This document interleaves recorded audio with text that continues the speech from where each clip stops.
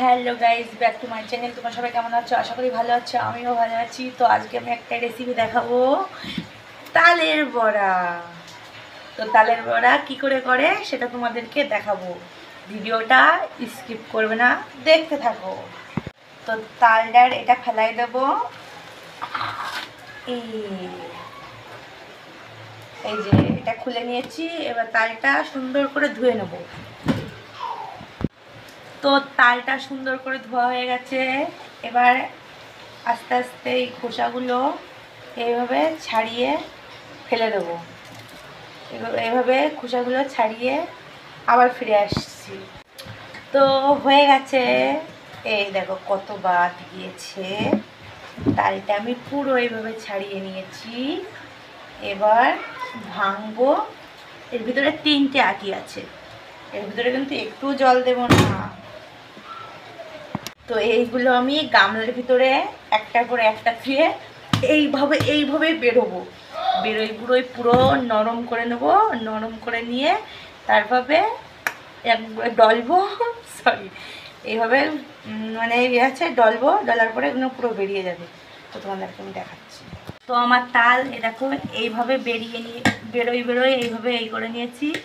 এবার আমি এইটা দিয়ে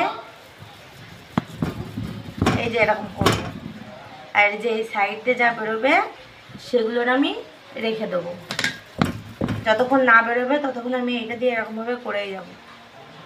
এই যে তালগুলো ছেঁকে নিয়েছি, এই যে এতটা হয়েছে। এর মধ্যে এবার চিনি দিয়ে দেবো।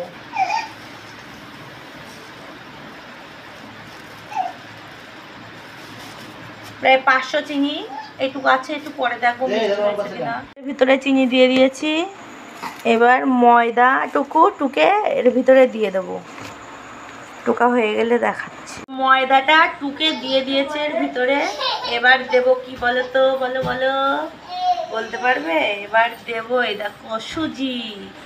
এটা হালকা করে ভেজে নিয়া এই সুজি পুরো দিয়ে দেব। সুজিটা না দিলে ভালো লাগবে না খেতে। এর মধ্যে এবার হালকা লবণ দেব, দিয়ে মাখিয়ে নেব। এই দেখো কিভাবে আমি মাখাচ্ছি। এর মধ্যে এখনো ময়দা লাগবে। তোমরা পারলে আটাও দিতে পারো, চালের গুঁড়োও দিতে পারো, রেশনের আটাও দিতে পারো, কিন্তু আমি ময়দা দিয়ে করছি এটাই। তো এটা মাখানো হয়ে গেছে। এটা আধা ঘন্টার জন্য ঢেকে রাখবো, কারণ এতে চিনি দেওয়া তো চিনিটা গলবে।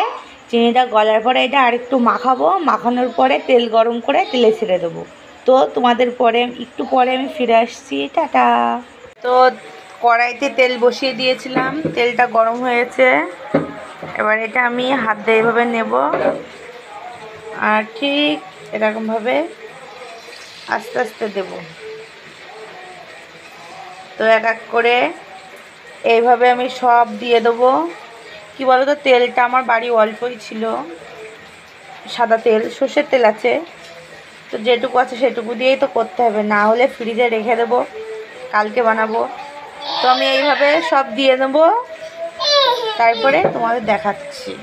তো এই দেখো আমি এইভাবে সব সাজিয়ে নিয়েছি। এবার হালকা হালকা করে নাড়া দেব।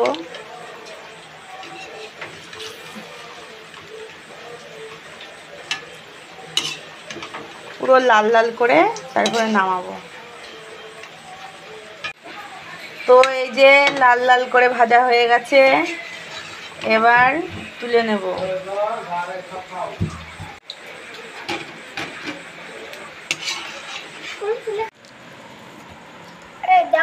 এই দেখো ভেঙে দেখাচ্ছে, এই যে অন্ধকার পড়ছে।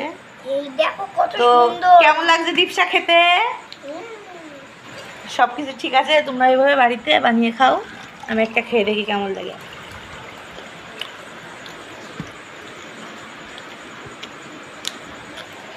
টাটা।